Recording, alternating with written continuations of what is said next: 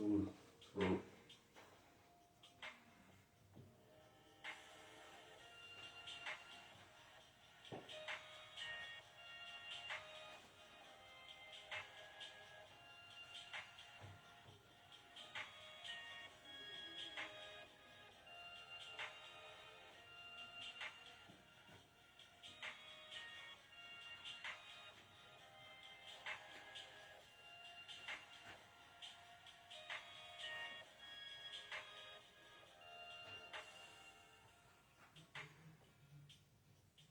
There we go. Shalom, shalom. Gotcha.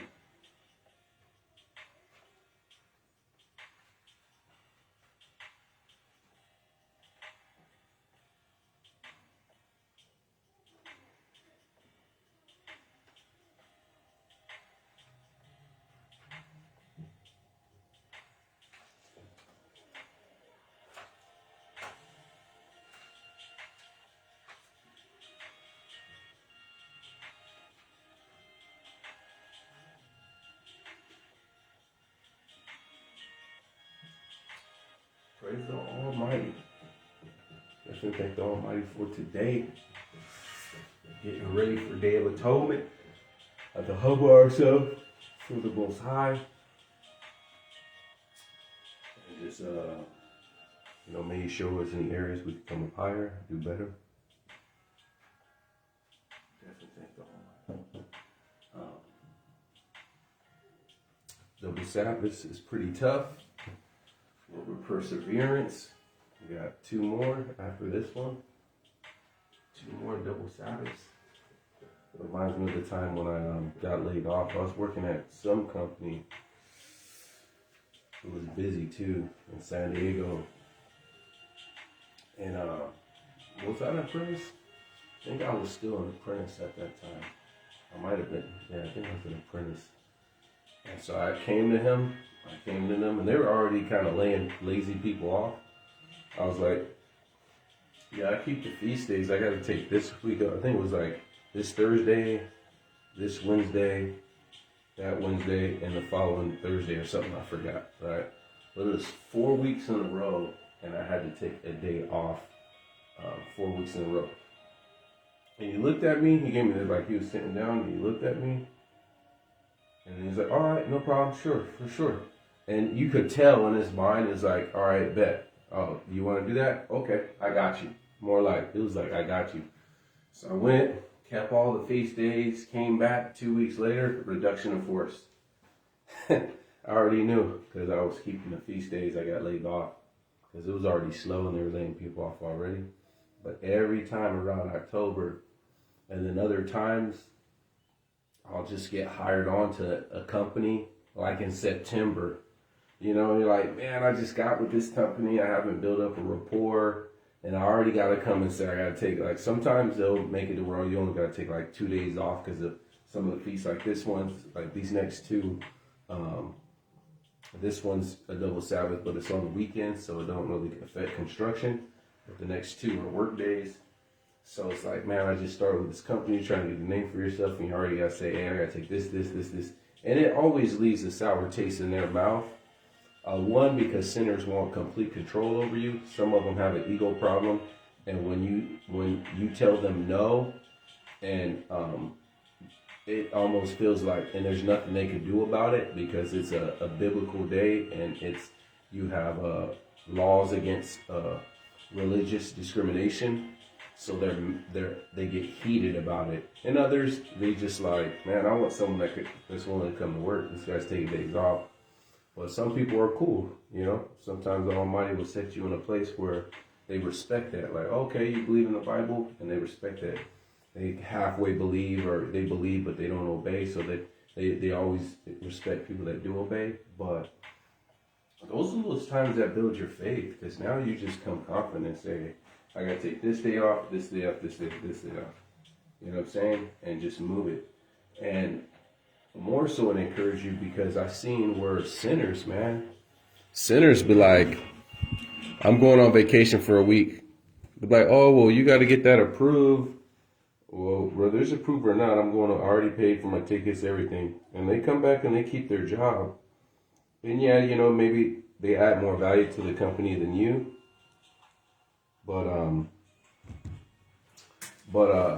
Yeah, people, I've seen people will lose their job before they work on Christmas. They'll lose their job before they'll work on New Year's or Thanksgiving. Like, seriously, they're real serious about that because everyone's trying to take off their false Thanksgiving and New Year's, and they're willing to lose their job to take off these days. And then the saints of the Almighty, or the people that's trying to be saved, I'll say that, they will literally like sin against the Almighty because they're keeping the Sabbath. And it's like, how do you, if you have a sinner that's willing to lose their job for a false holiday, for a false paganism going to hell day, and then you saying you're in truth and not willing to lose your job for keeping the Sabbath, how do you expect to make it into the kingdom? How do you really expect to make it into the kingdom with that level of dedication? So you'll see people, there are people in false religions like Buddhist monks and Muslims and Islam and all this other stuff, Rastafari, and they be diligent. They be diligent serving false gods. And we're saying we're in truth and we be lackluster, barely scraping by, barely reading, barely praying. You know what I'm saying? A lot of these false religions don't have to have these modesty problems with their women. Don't have to have these problems with our men saying they're in truth still smoking weed, still listening to rap, still listening having profanity. You know? Dealing a little sidetracked with that. But they serve false gods better than we serve the true and living. These things ought not be. It shouldn't be that way. Speaking of profanity too, it's like at some point, man, it says, when I was a child, I thought I was a child, but when I became a man, I put childish things away. As you know, I know money plays a big factor with how we dress, but some people have the finances and they still dress like they're in high school. Like at some point, get you some nice, I am mature, I'm still young or whatever, right? But dress, you don't got to be the old man soccer dad, whatever, right? With, you know, your pants all the way up in the belt and tucked in shirt. I'm not saying you got to do all that, but at some point, you should say, oh, that's a man. He's not just still wearing a little jersey and this and that and still dressing like a teenager, still dressing like he's in college. You know, at some point, hey, we should dress like a man, like someone when we speak. Two, with the whole profanity, you see men in their 40s, 30s, let's say 30s and up, you still talk like you're 20 or like you're in high school. At some point, you know, how you orchestrate your words, even if you're not in truth, I'm just talking about even sinners. Why is it that you use so much profanity in every sentence? At what point as a man do you increase your vocabulary? At what point do you put more emphasis on something just by a better selection of words? Not everything needs nigga and not everything needs profanity. So it's like you could tell like the saying is mainly with women. Some people grow old but never grow up. Some people never mature to a level. It should be with wisdom, how you spend your money, how you treat people, how you deal with your emotions, how you talk, how you dress shows that you're maturing. But if you still see things are the exact same, and I get it, the dress, buying, you know, expensive cologne, not for the name brand, but you could tell an Axe versus I have some cologne that's just like $80 or $60, big difference. You know what I'm saying? Yeah, Axe is good for the gym, spray down your clothes real quick. But when you're going someplace nice, or when you're dressing, you're going someplace nice and you're still dressing like you're about to go play basketball or you're about to go to the mall or something, like at some point, us men, hopefully and the ones in truth too, we got to take it to the next level. We can't still be, I get it. You still want to be, you don't feel old, and that's cool. I don't feel old as well. You know what I'm saying? Because in the gym, I hang with, anyways, but you should feel mature. Feeling mature and feeling old is two different things. You should feel wisdom, understanding. You should be at the point to where you could give younger people counsel and guidance. That's where you glory in. Not that you're still trying to dress and this and that, trying to keep up with the new slang words and all that saucy or stop the cap. And yeah, I get it. You pick up a couple of slang words so you can communicate to the people that's younger than you, whatnot, stuff like that. But I'm trying to be mature. I'm trying to gain in wisdom and guidance. That's the purpose of us reading Proverbs and Psalms, to obtain wisdom, not obtain youth, to obtain wisdom, to where my grandkids or my great grandkids could come and say, hey, I'm dealing with women problems. I'm dealing with, how do you save so money? Or how did you be so successful? Or how did you be a good husband? Or how, and they could come and I depart wisdom. And that's the problem with this generation. I'm talking about 50 years and young, 60. You see them on Facebook. Girls still dressing, revealing. 60-year-olds still doing side butt pics. Like, you're 60 years old, you're 50 years old. Why are you taking the pics where you got to look over your shoulder? Like, really? Really? So when are you going to show some pictures where you're dressing modest and you're mature and dressing like your grandchild could come to you and ask for wisdom? You got dudes still sagging their pants that be 46-year-olds sagging their pants. Still having the baseball cap tilt to the side. You're still trying to, you're not trying to be mature, you're trying to be young. Like, you're still trying to be young. Why can't you just dress your age? And yes, does a baseball cap have age on it? No. But you're trying to keep up with the trend. I dress exactly how I did. You know, I wear Dickies. Okay, that's cool. But I'm not trying to keep up with, oh, let me wear those big red boots. And let me wear this. And, oh, this is what the trend's going for the little 25-year-olds. So let me try to buy some clothes and try to fit in. No, get you some nice polo shirts. Dress nice, dress mature. Dress like when you go to some place, if you're trying to get a business loan, and when you sit down and you make eye contact, that people could take you serious. People will take you serious. When you open your mouth, they're expecting to get some wisdom to come out of it, and not profanity and say nigga all the time, right? Like, we gotta, us brothers and sisters in Almighty, we gotta step up in these areas. Things go beyond just not sinning. You know, when we're trying to outreach to someone that has a master's degree, or we're trying to outreach to someone that's on the block still selling dope, and you come, oh, hey, what's up with it? What you do? You know what I'm saying? And then, bam, I want to invite you to service, this and this, and I get it. I am all things to all men, but by all means I may win some. So yeah, you got to use those slang words. Yeah, you got to put yourself in a place to where they can relate to you. You know what I'm saying? I'm not going to go to the hood, suit and tie, this and this, like those Mormons do or whatnot. And they can't even relate to you on some bikes with the helmet, looking all weird, right? They can't relate to you. You come, I am all things to all men, but by all means I may win some. But in the same manner, when you're going to a college campus or you're going around people that, have degrees or in the corporate world, blue collar jobs, you're not going to come with the same demeanor or the same speech. But you got to be able to appeal to both, because we got to be the light of the world. And that takes a level of maturity. And you'll never get to that level of maturity if you're trying to stay young instead of trying to be mature. If you're trying to seek wisdom and guidance and understanding, then you're naturally going to be mature. You could have someone that's 22-year-old, but you're like, dude, that 22-year-old is mature, well more mature for his age. Man, his understanding and how he uses his money and how he functions and how he conducts himself is above the average for anybody else that's 22. And then you have a 40-year-old still acting like they're 22. You're like, dude, this dude got old but never grew up. He just stayed in high school.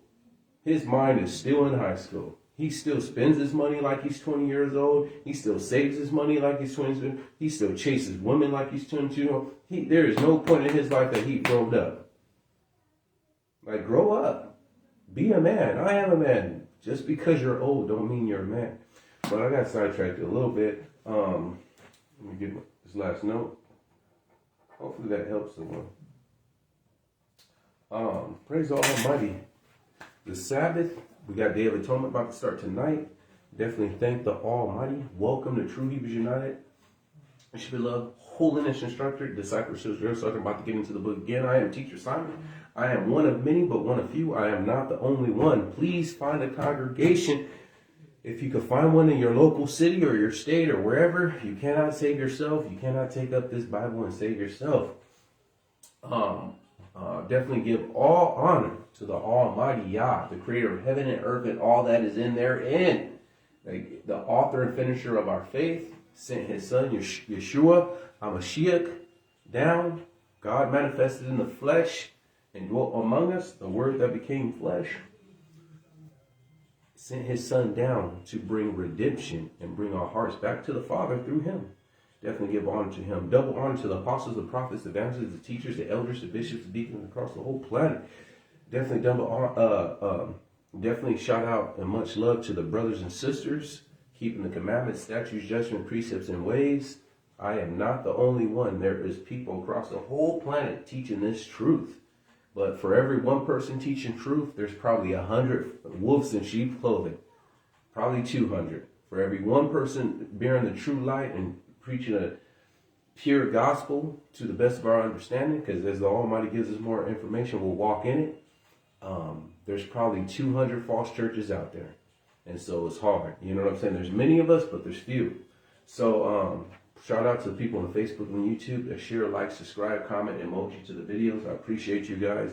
I want you guys to be safe. I want you guys to make it into this kingdom. So definitely thank the Almighty.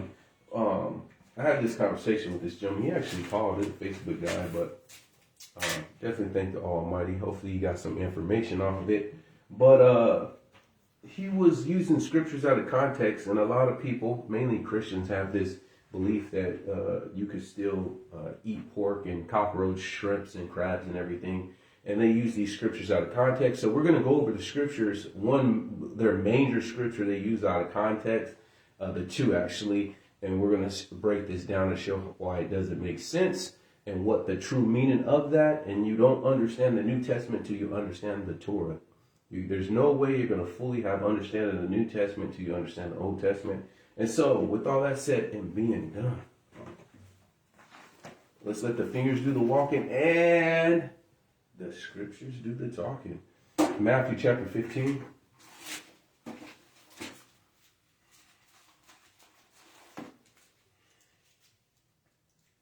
And we're going to start at verse 1. Matthew 15, verse 1. Give you guys about a couple more seconds and I'm going to start reading. Praise the Almighty. All right, let's get it. Matthew 15, verse 1. Then came to Yeshua scribes and Pharisees, which were of Jerusalem, saying, why do the disciples transgress the tradition of the elders? Remember that part. For they wash not their hands when they eat bread. But he answered and said, why do you also transgress the commandment of the Most High by your traditions? For the Almighty commanded, saying, honor their father and mother. He that curses his mother and father shall die the death.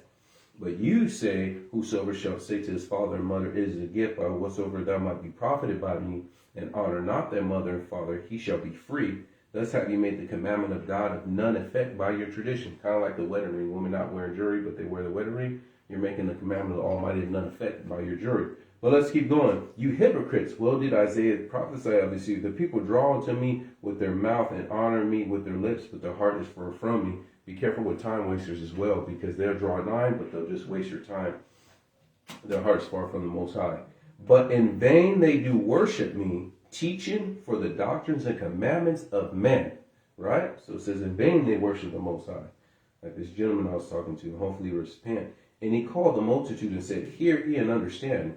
Not that which goeth into the mouth defile a man, but that which cometh out of the mouth, this defile a man. So they're going to take this scripture and try to say, oh, see, you can eat anything you want. But let's keep going. Now, remember, the main context, it says, you break the tradition of the elders for eating with unwashing hands. That is the context of this conversation, of this situation, right? Then came the disciples and said unto him, knoweth that the Pharisees were offended after they heard this saying. But he answered and said, every plant which the heavenly Father have not planted shall be rooted up. Let them alone. They be blind leaders of the blind. And if the blind leadeth the blind, both shall fall in the ditch. Then Peter said unto him, declare unto us this parable. So he says, make us understand what this means. Does this mean, are we talking about unwashed hands, or can I eat pork? Can I eat shrimp? He's going to declare unto him exactly what he's talking about. So when these Christians come and use this scripture, like this guy did, to justify where you can eat whatever you want, but let's keep going. And Yeshua says, are you also yet without understanding? Do you not understand that which enter into the mouth goeth into the belly and casts out into the draught? But those things that proceedeth out of the mouth come forth out of the heart, and they defile a man. For out of the heart proceedeth evil things, murder, adultery, fornication, thefts, false witness, blasphemy. These things which defile a man, but to eat with unwashed hands defile not a man. Once again, he's talking about to eat with unwashed hands. And they're going to take 17, and they're going to take 11, verse 11 and 17, and say, see, you can eat. It says it doesn't defile you. I can eat pork. I can eat shrimp. I can eat crab. That doesn't defile me. And they use this scripture out of context. But let's go back to verse 2, and let's go to verse 9. Why do your disciples break the traditions of the elders to wash not their hands when they eat bread? Verse 9. But in vain they do worship me, teaching for the doctrines and commandments of men. Not the commandments of the Most High, of men. Now, why was this a commandment, a tradition of the elders, or a commandment of men? Because there's nowhere in the law that said, here, I'll get to the scripture real quick. Why was this a tradition? Exodus chapter 30.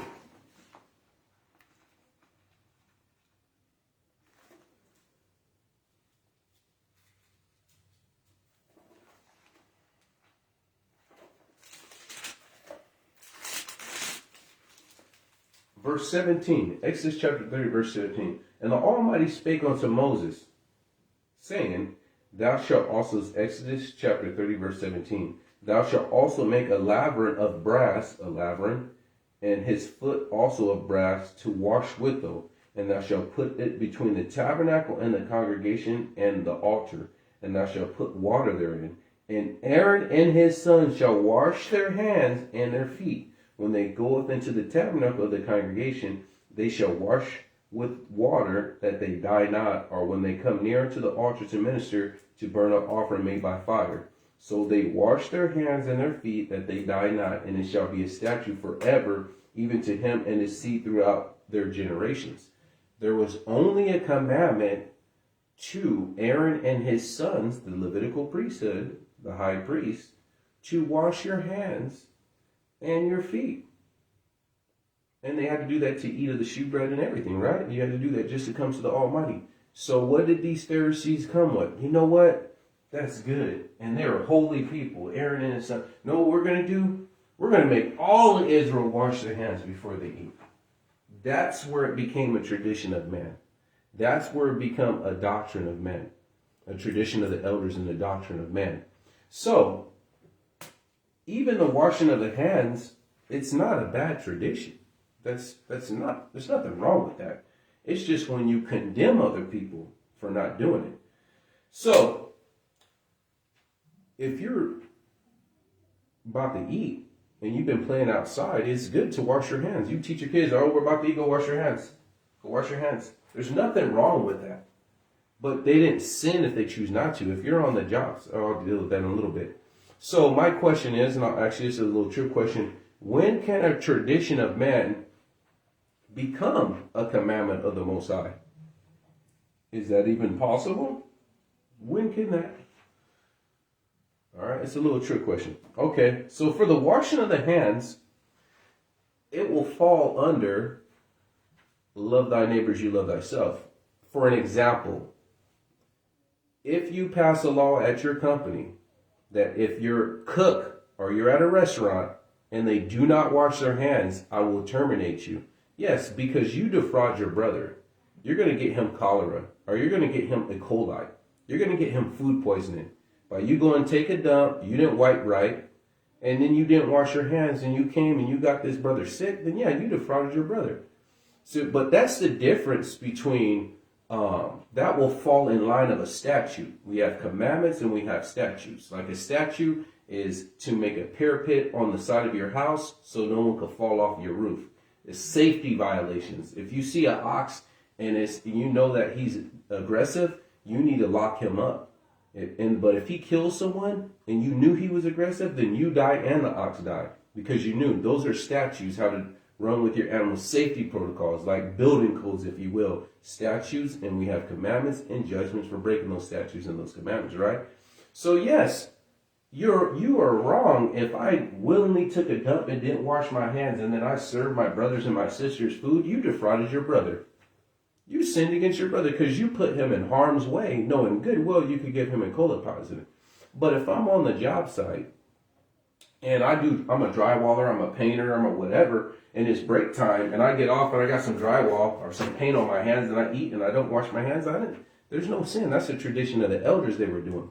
That you wash your hands, but me eating food and then there's paint or drywall, I'm not sinning against my brother or my sister. I'm not defrauding my brother or sister for that. I just felt like, hey, you don't have to wash your hands before you eat. Is it a good practice so you don't get sick? Yeah, the majority of sicknesses you get is by food.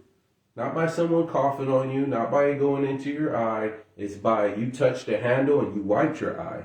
Or you didn't wash your hands before you eat or whatnot. You know, kids, they be snot nose and everything, and then they grab a sandwich and eat the sandwich and they get sick. Yeah, that's a good practice, but you didn't sin if you didn't do that. If that brother didn't took a dump and he's serving me my food, yeah, bro, come on now. You're trying to get me sick? Oh, I may or may not get sick, but you know you're wrong. You're defrauding your brother. There's reasons why we have laws from that, because people have died. People have got extremely sick, right? Because cooks and restaurant people don't wash their hands. So that was a little trick question for you guys. But let's go back to Matthew chapter 15.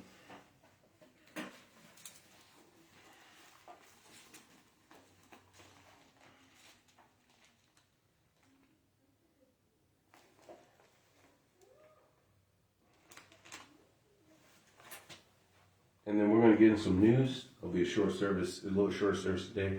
Get in some news, and then I got to deal with, we got Zooms tonight for Day of Atonement and service tomorrow for Day of Atonement. Matthew chapter 15. And we're going to start at verse 1 again. Then came Yeshua, the scribes and the Pharisees, which were at Jerusalem, saying, Why do your disciples transgress the tradition of the elder, for they wash not their hands when they eat bread? But he answered and said unto them, Why do you also transgress the commandment of the Most High by your traditions? For God commanded, say, Honor your mother and father, and he that curses his father and mother, let him die the death. But ye say, Whosoever shall say unto his father and mother, It is a gift, by what so thou be profited of me. So when it says, when you get 18 or 20 whatnot, I said, man, I've worked on your farm my whole life. I did this, I did that. It's a gift. I don't need to honor you like that. I'm free.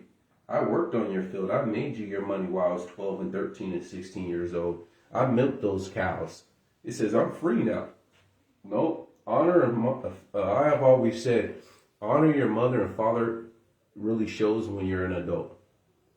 When you still give heed to counsel and guidance, and I'm not talking about the fathers and mothers that are trying to live their life through their children and micromanage their children. I'm talking about they're giving you some real guidance and whatnot, legit biblical guidance. You'll see if they honor you or not. When you can't spank them or put them on punishment or take their PlayStation away, when they do things because there's repercussions for it, but when they're an adult and you can't give them a spanking like that, I'll still give my kids spanking, but you can't give them a spanking like that, then let's see how much they really honor you. This is why it says, oh, I'm free. Verse here, it says, and honor not, verse 6, and honor not thy father or his mother, he shall be free. That's how you made the commandment of God in effect by your tradition. You hypocrite, what did Isaiah prophesy unto you? This people draw nigh unto me with their mouth and honor me with their lips, but their heart is far from me. In vain they do worship me, teaching for the doctrines of the commandments of men. So, and he called the multitude and said, Hear and understand, not that which goeth into the mouth defile man, but that which cometh out of the mouth, this defile man. Then they came to the disciples and said unto the Pharisees, Know that the Pharisees were offended after they had heard the saying, but he answered, Every plant which my heavenly Father have not planted shall be rooted up. Let them alone. They be blind leaders of the blind. If the blind lead the blind, they should fall in the ditch. I'm going to jump to some other scriptures right now. Then answered Peter and said unto him, Declare unto us this parable. We want clear understanding of this parable. And Yeshua answered and said, Are you yet without understanding? Do you not understand that whatsoever into their mouth goeth into the belly and is cast into the drought? But those things which proceeded out of the mouth came from the heart, they defile a man. For out of the heart proceedeth evil things, murders, adulteries, fornications, theft, false witness, and blasphemy. These are the things which defile man, but to eat with unwashed hands defile not a man. It just says, but to eat pork, but to eat shrimp, but to eat crab. No, it says, but to eat with unwashed hands. There's nothing in here that was dealing with the dietary law, not even closely. Christians force that. They're trying to force these scriptures to say that. They're trying to inject that in there and use it out of context. And it's not going to happen. But let's do the shout outs and then we're going to go deeper into that. Let's do the shout outs real quick.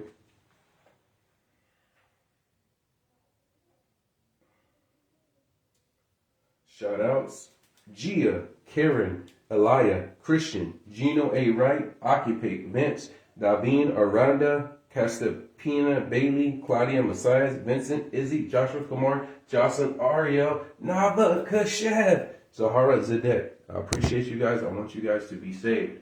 So, he's dealing with, I prove that he's dealing with unwashed hands. It's not talking about anything else but unwashed hands. It's not talking about pork. It's not talking about crab and shrimp. It's not talking about anything else but to eat with unwashed hands. And that is a tradition of the elders.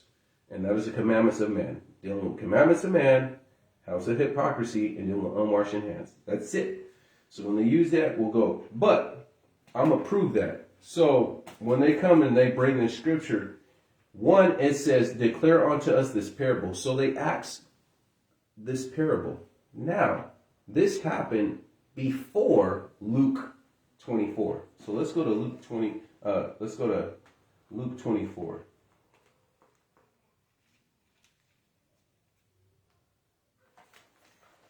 And we're going to start at verse 44. Luke 24, verse 44.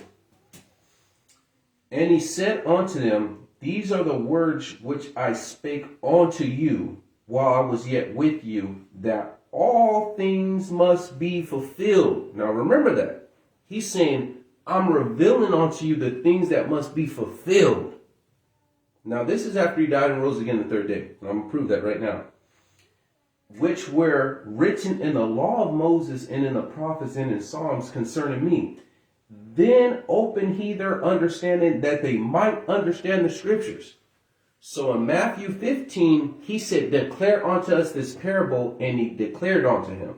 And then in Luke, after he died and rose again on the third day, he says, I'm going to share unto you the things that are fulfilled. And then opened he their understanding that they might understand the scriptures. So if anyone had perfect understanding of the scriptures, it would have been the apostles. So he opened their understanding. Not only he walked with them, he opened their understanding so they will have a better understanding of the scriptures. Better than us that came 2,000 years later on in the game, right? They will have more understanding than us. And let's prove that this was after Matthew 15.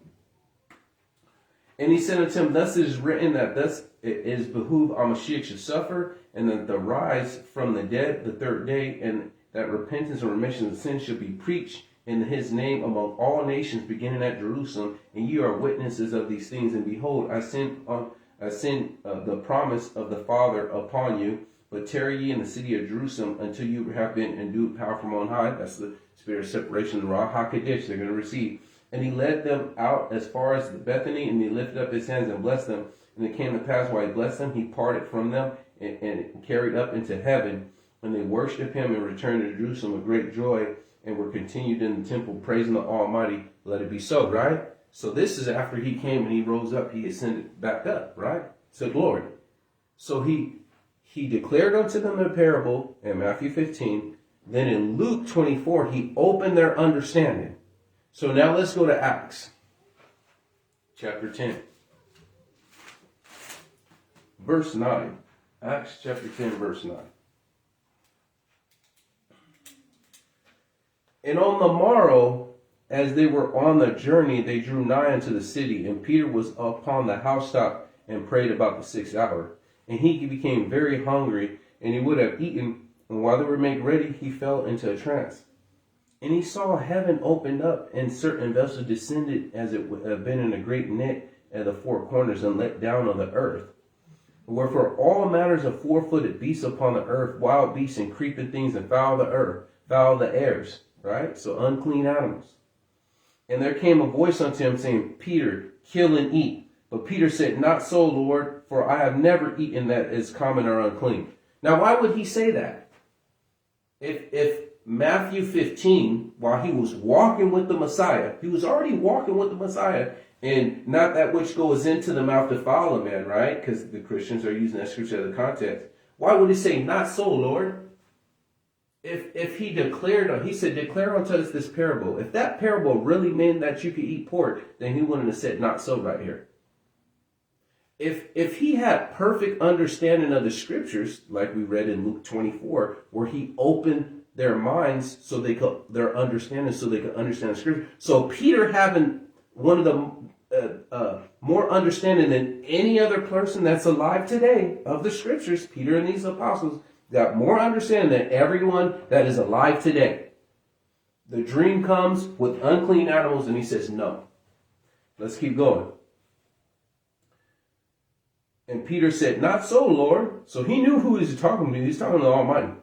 For I have never eaten anything that is common and unclean. And the voice spake unto him a second time, saying, what God hath cleansed, call thou not uncommon. So then, once again, these Christians will see, you can eat pork. Look, Peter's vision. And I've heard this one a whole bunch of times, but we're going to get into that. This was done 3 times, and the vessel was received up again. So 3 times Peter said no. 3 times. But if Luke 24, he had understanding of the scriptures, he would say, okay. So apparently, pork was still bad. You couldn't eat anything. Because Peter would have understood that. Because he opened their understanding that they might understand the scriptures, right? Let's keep going. Verse 17. Now, while Peter doubted in himself what this vision which he had should mean, he's like, that makes 0 sense for the Almighty to tell me to eat some pork sandwiches. For the Almighty to tell me to eat some shrimps and some crabs and some lobsters. He's like, what does this dream even mean? This makes 0 sense. Why would he doubt that if already in Matthew 15 you could go ahead and eat pork, because that's what that scripture is saying? Then obviously Matthew 15 isn't saying, it's talking about eating with unwashed hands. It's clear as day. I don't know why Christians want to eat pork so much that they'll take a scripture and use it completely out of context just to justify themselves eating pork. Well, let's keep going. Let's go to, we'll read on.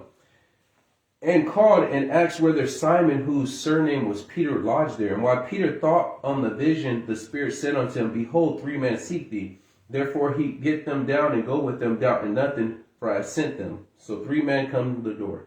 Then Peter went down to the men that were sent unto him for Cornelius, and said, behold, I am whom you seek. What is the cause wherefore you are come? And then Cornelius, the centurion, a just man, one that feared God, and a good report among all the nations of the Jews. So he wasn't a Jew, right? He wasn't a Hebrew. Was warned from the Almighty by a holy angel to send thee unto this house and to hear their words. Then they called him in and on the lodge there. And then on the morrow, Peter went away with them, and certain brethren from Joppa accompanied him. And on the morrow, after he entered Caesarea, then Cornelius waited unto them, and he called and gathered the kinsmen near to his friend. And as Peter was coming in, Cornelius met him and fell down at his feet and worshipped him. But Peter took him up and saying, I myself am a man. Stand up, I myself also am a man. And he talked with them, and he went in and found many that were come together. And he said unto them, ye know how it is unlawful thing for a man that is a Jew to keep company unto another nation. But God hath shewed me that I shall not call any man common or unclean. So that dream opened up the door for the Gentiles and the heathen to get into the kingdom. That dream did not say go eat pork. So I don't know why people keep saying, see, that dream said you could eat pork now. Look at that dream. Why? Once again, they take scriptures out of context. And it says don't add or take away from the word. And so by default, you're adding to the scriptures. You're making the scripture say something that is not saying. The dream was dealing with people. It was not dealing with eating actual pork. And how many times you read Revelation and Isaiah and it talks about the beast and coming out of the sea, and the sea is a group of people, which is spiritually called Sodom, or spiritually. How many times do we see in Revelations where it's not literally a dream or a vision, it's not literally what it means? It had 10 horns, but those 10 horns represent 10 kings. So is it literally 10 horns? So when he sees this dream and it's the animals and you're going to take it literal, so then make sure in Revelations, those horns, you're looking for a person literally with 10 horns coming out of their head. Oh, well, that's just symbolic and that's the oh, you could figure that out. But with this dream with Peter, it has to be literal. Now, another note. Let's say by chance I'm wrong. Let's say by chance, oh, Simon, you're wrong. You're trying to teach people not to eat pork and not to eat shrimp and not to eat lobster and tarantulas and squids and whatever else these people were. Let's say I'm wrong. Let's just say I'm wrong. Will you go to hell for not eating pork or shrimp or crabs? If I was 100% wrong, and because of that you did not eat shrimp and crab and pork and tarantulas, would you go to the lake of fire for that? No, you will not. There's nothing wrong. But if I'm right and you're wrong and you choose to eat these abominable things, then you're done. Because I'll show you, man, I have more scriptures, but I got a call and it took 20 minutes longer than I want. But I could do a part 2. Maybe I'll do a part 2 or something, right? Because I got to do the news before Day of Atonement hits. But if you're wrong, you're abominable. You're abominable. You're not going to make it in. Isn't it the best to side on the way of caution? Isn't that like a saying? Like, is it better to side on the air of caution, right? It's better to side on that. Even if I'm wrong, it's not. I'm getting you to obey more of the Bible. How am I wrong by getting you to get more of the Bible? And they say, oh, because you followed by grace, salvation isn't in the law. They'll try to shoot that argument to you. And it's like, we don't deny that Hamashiach came down and rose again the third day. We don't deny that that we're saved by grace and not by the works of the law. But he says, if you love me, keep my commandments. If we truly receive the light, we don't walk in darkness. And what is darkness? It says this is the combination that men chose darkness rather than light. That's where the combination get in. So what is darkness? Darkness is sin. And what is sin? Sin is a transgression of the law. So how do you define sin without the law? So if he says, if you love me, keep my commandments, what commandments? It's the law. So it's a huge circle. We walk by faith in Yeshua HaMashiach, and Yeshua HaMashiach said, keep the law. And the law says, believe on who I'm going to send. There's one come unto you like unto me. He said that to Moses, and that was HaMashiach. He came, and then what he said, keep the law. And we keep the law to believe that he came. It's all the same thing. There is no one or another. So, another thing. There's one more point. This is what you ask. That's why I'm glad I got notes. This is what you ask these people that say that.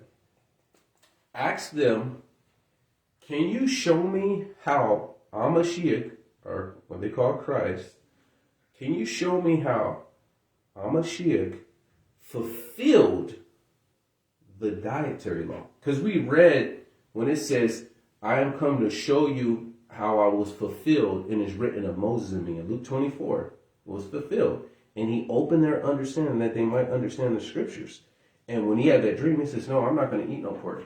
But oh, you meant this is people. That's what I thought. That's what I thought, Almighty, because I thought you was wanting me to eat some pork. And I was like, that doesn't really make sense. But oh, you meant people. You're not really saying I can eat pork. Okay, I'm going to continue to not eat pork. And you meant the Gentiles could get in, right?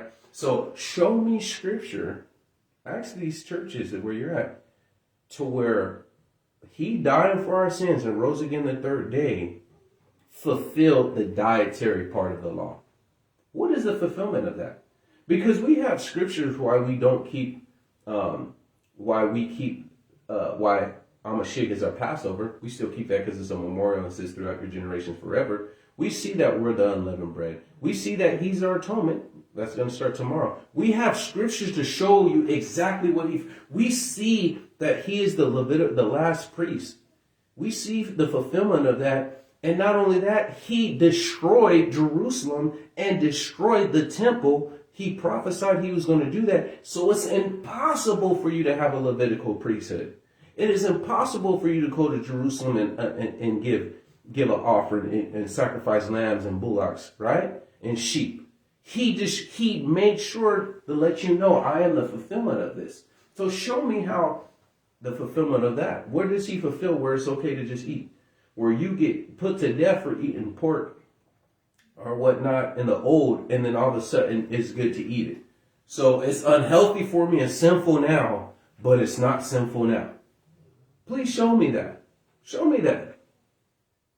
And they can't. Because not all things are fulfilled. Some things will always go. Like the feast days will always be here. The Sabbath will always be here for eternity. He will always have that. So, we're going to get into some news. Let's read some of the comments.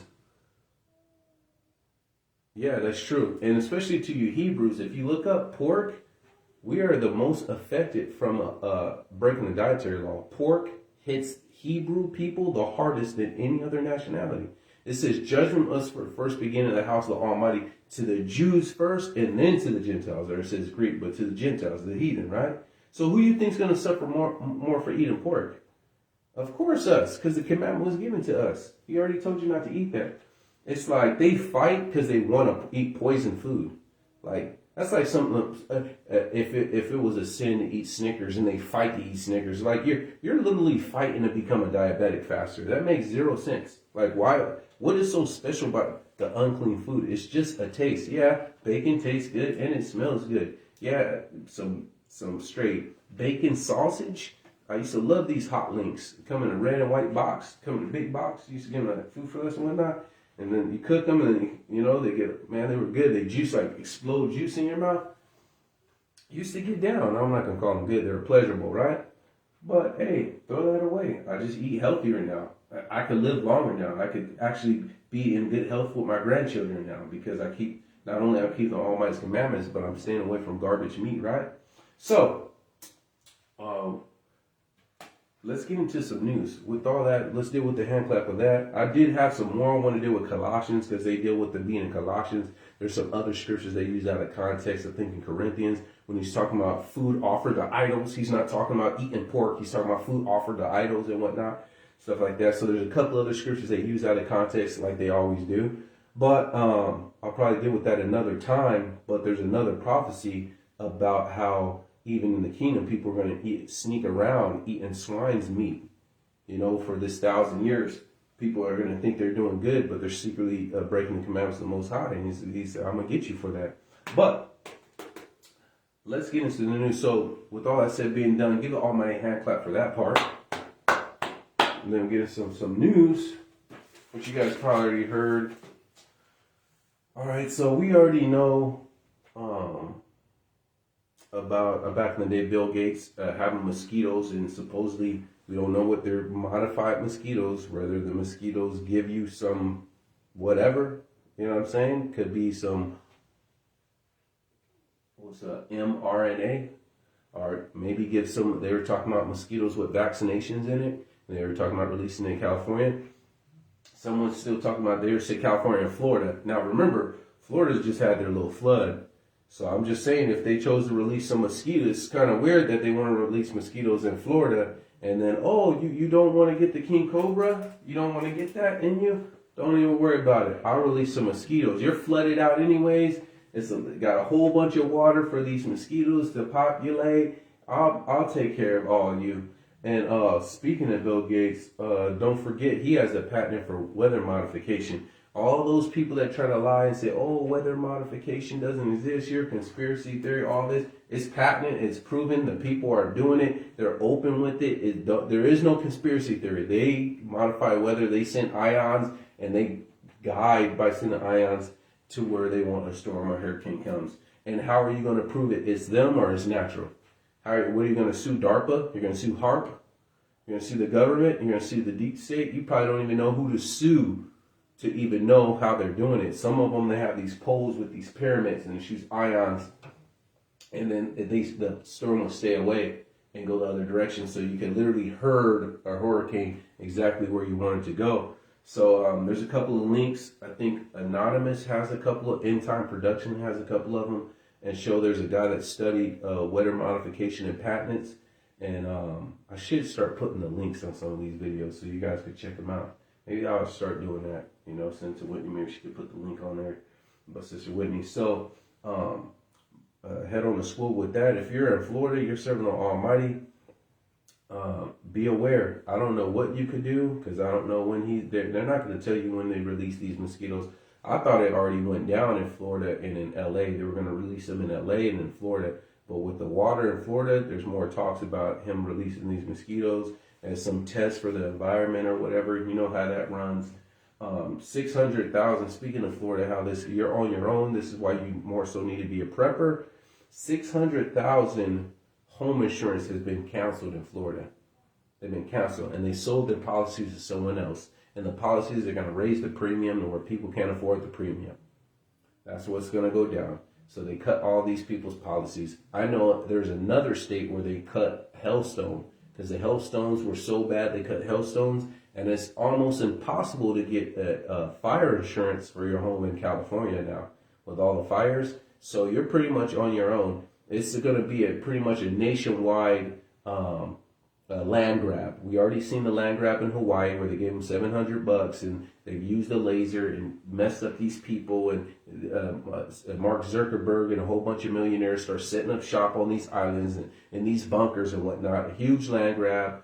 We'll do it with the South Carolina. I'm not saying South Carolina is the land grab, but it seems that all these stuff starts always happening to red states. And I'm not Republican or Democrat, but the people that's going against the global agenda the most, seem like Texas, sure enough, man, had all this stuff happening to it. So be careful for that. The brothers and sisters, where's all these congregations that are not prepper? I wonder where all these camps are that are in Florida right now, that I always say be a prepper, and they don't, oh, you shouldn't collect tithes and offering. Then how are you going to save food and water for your congregation? How are you going to do that? All these people, a lot of these camps are going to get wiped out because they're not preppers. Matter of fact, maybe I'll do that. I'll look up the camps in Florida like a year ago and see what's up. Because you should be able to go to your leaders and say, hey, this happened, what do we do? Hey, okay, we'll meet up here. We're going to ration out our food, our toilet paper, or this or that. That's what the congregation's for. You're one body. You're one family. And once again, I've told people it's going to be every man for themselves. You'll see these camps. Don't be fooled by numbers. You'll see these camps, 20, 30, taking all these pictures, looking all hard. Let there be a flood. They barely have enough for their family. And that brother only has enough for this family. This brother, and what happens? It's going to be every man for himself. And you're going to see all this brotherhood and these camps and we Hebrew and this and that and all these charts they have on the streets. And then when Florida got flooded, I want to see, okay, let's see what your real congregation is about. It's easy to do your YouTube posts. It's easy to do your videos and this and that and cuss out people on the side of the street. Let's see what you're really about. And you're going to see, it's going to be every man for himself. These congregations, don't be fooled by numbers. So, back to North Carolina. So the flood came there. FEMA came. FEMA said they didn't have the money to help out the people in there. And then they said they used the money to illegal immigrants and whatnot. And they probably did that by design. Or sure you don't have the money, but they somehow keep sending Ukraine money. By the way, Ukraine, their economy is so trash, they are paying their soldiers from U.S. money. U.S. is paying the Ukraine soldiers paychecks because Ukraine doesn't have the money to even pay their soldiers. So they keep sending every week, every day, every whatever. They have no problem helping out Ukraine. But when it comes to Florida, when it comes to Hawaii, when it comes to North Carolina, here's $700. Oh, don't forget, we're giving the illegals $1,500 or $2,000 a month in EBT and free housing. But you, it's $700 for you. We already know that there's a lithium. They wanted to do a lithium mine in there, but the people that live there voted it out and said no. They voted it out, so they cannot run a lithium quarry there or whatnot. And all of a sudden, these people, watch, those lithium people are going to come back and take that North Carolina land, that village or that town or whatnot. I guarantee you it. Just like Hawaii. They're going to come up and that will be there even though they got voted out. So they flushed these people out. Now FEMA is, there's people that came and said, okay, you're not going to help the people. And other people came from different cities to donate water and food and toilet paper and donate all that stuff. They took that. FEMA confiscated that and went to go help the illegal immigrants with it. And not only that, no one could come in and come out. So you're essentially quarantining. You're quarantining these people until they die off. Because you won't let no one come in to help. You won't let no one come out to help. You won't receive any goods. You're not helping them, so you're starving them out. Now imagine you being in that city and just essentially being quarantined. You might could leave, but you can't come back. You can't come back and bring resources. You can't. So then what? Just like they didn't allow the people of Hawaii to come back to their own land, they quarantined the land. They didn't let them fight the fires, and they quarantined the land intentionally until where now all this land is being bought up. A huge land grab. And what's weird is because America did that to the Native Americans and the Mexicans, and now it's your guys. A lot of these Europeans are being upset because now what this government did to the Native Americans and did to Mexico, oh, it's doing it to its own people now. When it runs out of too many people to consume, it just consumes itself because these elites do not care.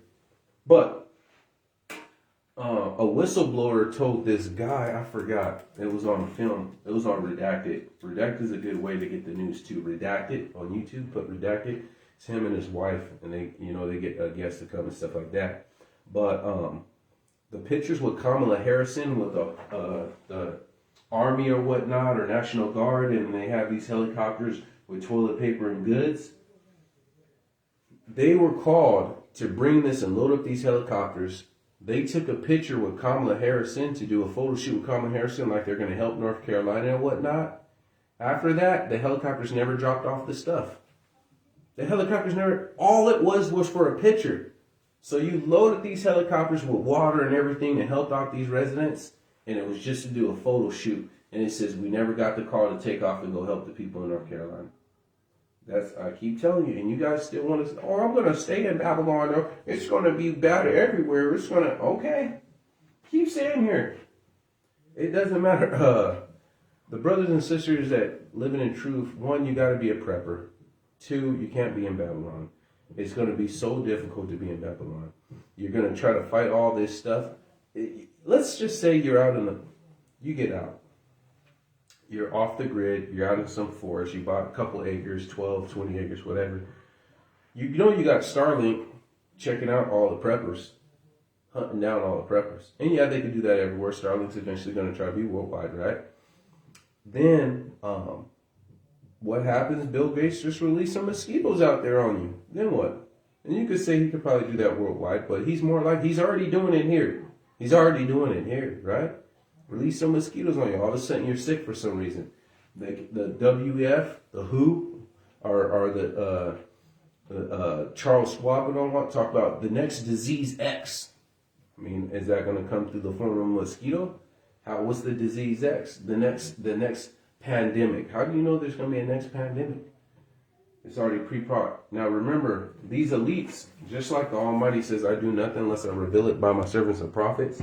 There's a universal law that the wicked one cannot do this stuff unless he tells the people. He needs to prophesy what he's going to do. Whether they do it through movies, whether they do it through The Simpsons, whether they do it through WF and Charles Schwab. They tell you what they're going to do before they do it. They had a book called Agenda 21, and they have a book called Agenda 30, which I need to read. They did enact their Agenda 21, and you could read Agenda 2030, where they're going to have everyone on a global system. Speaking of that, they know that you don't want to scan your eyeball and get a digital ID and become an NFT. They know you don't want that. They know you're going to fight that digital ID and scan your eyeball and your iris and do this like they're doing in World Cup. They know this.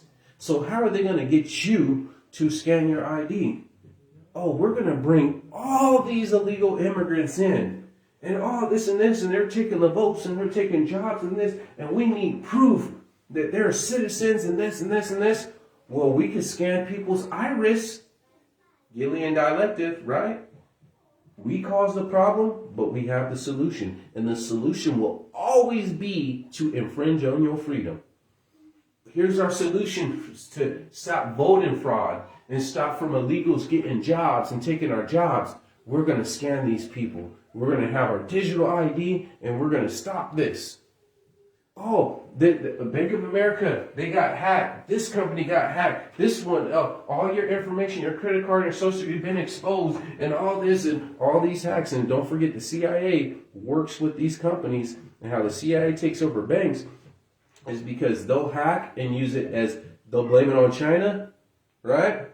And say, oh, you got hacked. Then the CIA comes with Bank of America and says, oh, we're taking over this and this and this. And now all the banks work with the CIA for identity, to stop identity theft. So now you have all these banks. Oh, this one got hacked. This one got hacked. Oh, Bank of America was shut down. Oh, all your information been compromised. No, what we need to do, we need a digital ID. We need to scan your eyeballs, and we need to make you an NFT, and we need to put you this, and then we'll use the algorithm, and we're going to track you down, and with this digital ID, we got you wherever you go, and facial recognition, and we're going to do this.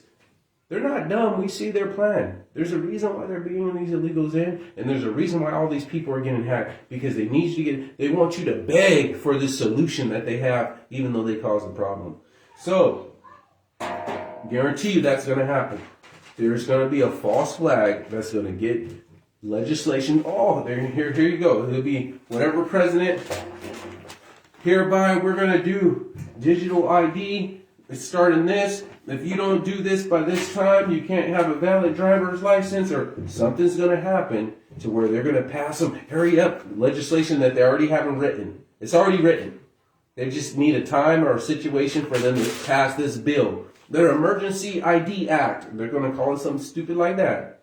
And then they're going to get you to scan your eyeballs and get you facial recognition and get all your information and make you an NFT and put you on the blockchain. You're going to be tokenized, right? So,